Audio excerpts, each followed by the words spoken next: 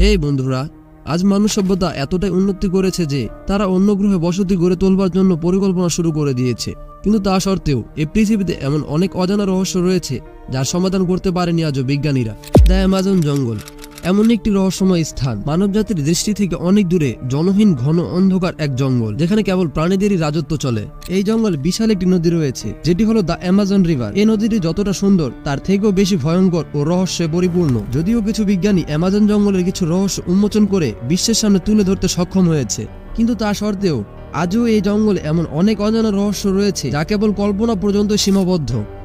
আজকে মিস্ট্রি হান্টারের এই ভিডিওতে আমরা অ্যামাজন জঙ্গলে এমন কিছু আজব, অবিশ্বাস্য ও অজানা রহস্যের কথা বলবো যা জানবার পর আপনি রীতিমতো অবাক হয়ে যাবেন। আজকের ভিডিওতে শেষের যে রহস্যটা আছে সেটার ব্যাপারে জানার পর বিজ্ঞানীরাও অবাক হয়ে গিয়েছিল, তাই ভিডিওটি সম্পূর্ণ মনোযোগ দিয়ে দেখার অনুরোধ রইল। তো চলুন শুরু করা যাক।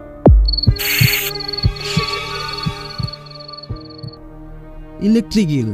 রিসার্চাররা অ্যামাজন নদী থেকে এমন এক ধরনের মাছের সন্ধান পেয়েছে যা ইলেকট্রিক ইল নামে পরিচিত। আর এই মাছটির বিশেষত্ব হলো এই মাছটি আক্রমণ করার জন্য বৈদ্যুতিক শক দিতে পারে। আপনি শুনলে অবাক হবেন, এই কারেন্ট 860 ভোল্টেজ পর্যন্ত শক দিতে পারে।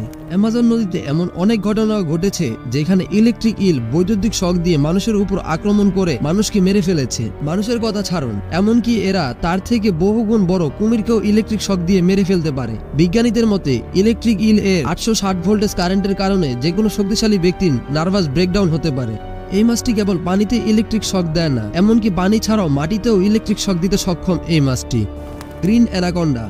সাপের জগতে অ্যানাকন্ডার নাম অনেক সম্মানের সাথেই নেওয়া হয়, কিন্তু যদি অ্যামাজন জঙ্গলের প্রসঙ্গে বলা হয় তাহলে নিঃসন্দেহে গ্রিন অ্যানাকন্ডার জায়গা কেউই নিতে পারবে না।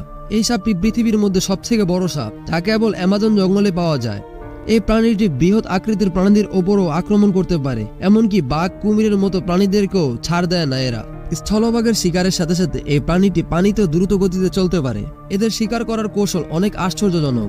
একবার যদি কেউ এদের পাল্লায় পড়ে তাহলে তাকে না খাওয়া পর্যন্ত পিছু ছাড়বে না। বর্তমানে অ্যামাজন জঙ্গলে এর থেকে বড় শিকারী আর কেউ নেই।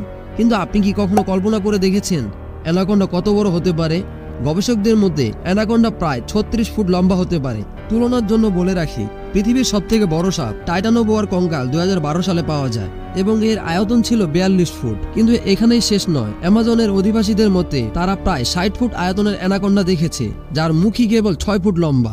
পার্সি ফসেট, যিনি একজন ব্রিটিশ আর্কিওলজিস্ট ছিলেন, তিনি 1906 সালে তার একটি রিসার্চ টিম নিয়ে জঙ্গলে অভিযান করেন। এই অভিযানের পর তিনি জঙ্গল থেকে ফিরে দাবি করেন 62 ফিট লম্বা অ্যানাকন্ডা সাপ তিনি দেখেছেন।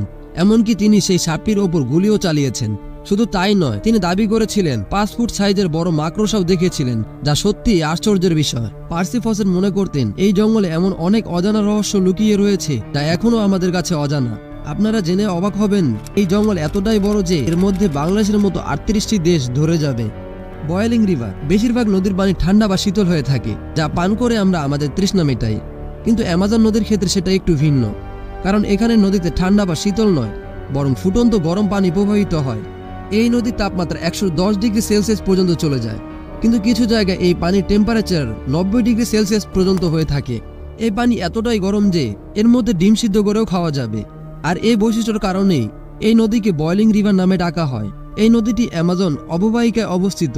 2011 সালে আন্দ্রিস ডুজ এই নদীটির প্রথম সন্ধান পায়। এই নদীর পানি বছরে 365 দিনই টকবক করে ফুটতে থাকে। এই নদীর মধ্যে যদি আপনি হাত রাখেন তাহলে আপনার হাতে ফুসকা পড়ে যাবে। যদি আপনি ভুল করেও এই নদীতে পড়ে যান তাহলে 1 মিনিটের মধ্যে আপনার মৃত্যু অনিবার্য।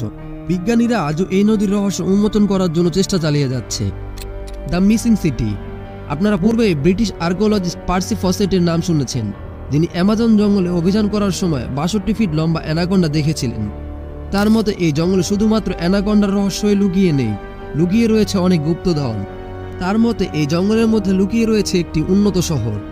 পার্সি ফসেট অ্যামাজন জঙ্গল অভিযান করার সময় অনেক রহস্যের পর্দা ফাঁস করেছিলেন, কিন্তু পার্সি ফসেট অ্যামাজন জঙ্গল অভিযান শুরু করেছিলেন শুধুমাত্র একটি সোনার শহরকে খুঁজতে, যে শহরটির নাম তিনি দিয়েছিলেন সিটি অফ জেড। অনেক গবেষকরা এলডোরাডো নামেও আখ্যায়িত করেছে। আসলে তার এই সোনার শহর খোঁজার কৌতূহলের পেছন একটি কারণ রয়েছে। 1920 সালে সে ব্রাজিলের ন্যাশনাল লাইব্রেরিতে একটি পাণ্ডুলিপি দেখতে পায়। এই পাণ্ডুলিপিটিকে 1753 সালে একটি পর্তুগিজ আর্কিওলজিস্ট লিখেছিলেন। পর্তুগিজ আর্কিওলজিস্টের মতে এই জঙ্গলে এমন একটি শহর রয়েছে যা অনেক আধুনিক ও উন্নত। পার্সি ফসেট যখন এই পাণ্ডুলিপিটি পড়েন তখন তিনি নিশ্চিত হয়ে যান যে এমন শহর সত্যি অ্যামাজন জঙ্গলে রয়েছে। এই কারণে তিনি 1921 সালে এই শহরের সন্ধানে বেরিয়ে পড়ে, কিন্তু প্রচণ্ড বৃষ্টির কারণে অনেকবার তার অভিযান বন্ধ হয়ে যায়। এরপর 1925 সালে তিনি তার বড় ছেলেকে নিয়ে এবং একটি বড় টিমকে নিয়ে এই শহরের সন্ধানে বেরিয়ে পড়ে, কিন্তু এটাই ছিল তার শেষ অভিযান। তারা রহস্যজনকভাবে এই জঙ্গলের মধ্যে হারিয়ে যায়। প্রায় 100-রও বেশি দলবল ছিল পার্সি ফসেটের সাথে, কিন্তু তারা কিভাবে হারিয়ে গেল? আসলে কি ঘটেছিল তাদের সাথে? সত্যি কি তারা হারিয়ে যাওয়া শহরের সন্ধান পেয়েছিল? এই বিষয়ে পুরো একটি ভিডিও বানানো আছে আমাদের চ্যানেলে, চাইলে দেখে আসতে পারেন। স্ট্রেঞ্জ বার্ড, এই গাছটিকে দেখুন। এখানে কিছু দেখতে পাচ্ছেন? ভালো করে দেখুন। যদি আপনি এখানে কিছু দেখতে না পান, তাহলে এই পাখিটি তার উদ্দেশ্য সফল হয়েছে। এই পাখিটির নাম পুটরু। এই পাখিটিকে শুধুমাত্র অ্যামাজন জঙ্গলেই দেখা যায়। এই পাখিটি ছদ্মবেশ ধারণ করার জন্য ওস্তাদ। আসলে এই পাখিটির গায়ের রং আর দেহের আকার এমন যে গাছের ডালের সাথে খুব সহজে এরা মিশে যেতে পারে, আর এরা দীর্ঘ সময় ধরে কোনো নাড়াচাড়া না করেই থাকতে পারে। ফলে যখন কোনো শিকারী এদের দূর থেকে দেখে, তারা ভাবে হয়তো এটা কোনো গাছের ডাল, আর এইভাবে ছদ্মবেশে নিজেদের জীবনকে শিকারীদের হাত থেকে বাঁচিয়ে থাকে তারা। মিস্টিরিয়াস জিওগ্লিপস। একদল রিসার্চার যখন অ্যামাজন জঙ্গলের ওপর দিয়ে ড্রোন উড়ায়, তখন তারা এমন কিছু ফুটেজ ক্যাপচার করে যা ছিল খুবই আশ্চর্যজনক। এই জঙ্গলের মধ্যে প্রায় 2000 বছরের পুরনো খোদাই করা ডিজাইন দেখতে পায় তারা। বহু চারকোনা ও গোল শেপের 450টি আকৃতি অর্থাৎ জিওগ্লিপস দেখতে পাওয়া যায়। স্যাটেলাইট থেকে দেখতে এই স্থানটি ঠিক এমন লাগে, যা খুব সুন্দর আর রহস্যময়।